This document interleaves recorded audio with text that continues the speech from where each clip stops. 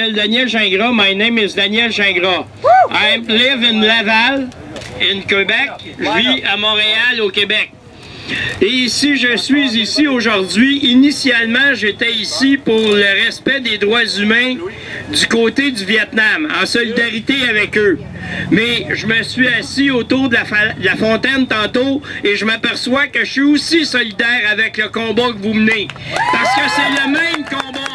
C'est la reconnaissance des libertés individuelles et collectives.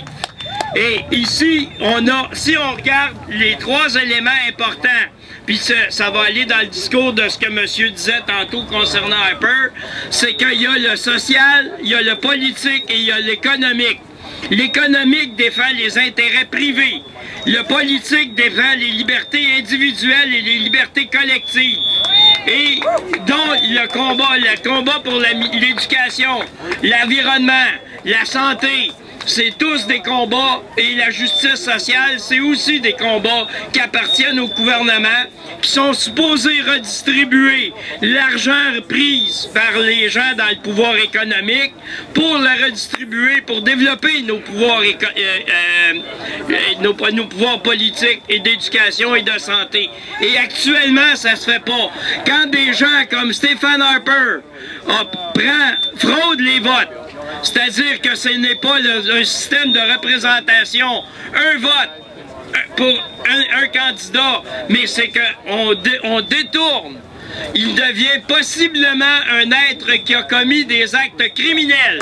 Et un être qui commet des actes criminels n'a pas sa place au Parlement pour représenter les citoyens, surtout quand on regarde que la représentation qu'il fait actuellement est davantage de prendre l'argent des citoyens pour l'investir dans l'entreprise privée, alors que c'est l'inverse qui devrait se passer. Donc c'est pour ça que je suis avec vous aujourd'hui, tout comme j'étais avec les Vietnamiens, parce que c'est la reconnaissance des droits humains. Et si vous regardez la Charte des Nations Unies, elle-même elle a un problème, parce que la Charte des Nations Unies dit que c'est une charte idéale, ce qui permet à tous les pays de pouvoir contrevenir à la charte, parce que dans son application, ça se fait pas. Donc, si la charte, elle est idéale, elle devrait être applicable et nos lois devraient être construites à partir de cette charte-là. Et si elle n'est pas respectueuse de la charte, à ce moment-là, la loi n'est pas bonne.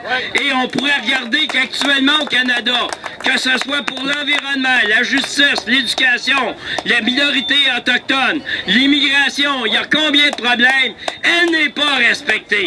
Et c'est pour ça que je suis ici, aussi indigné que vous. Merci.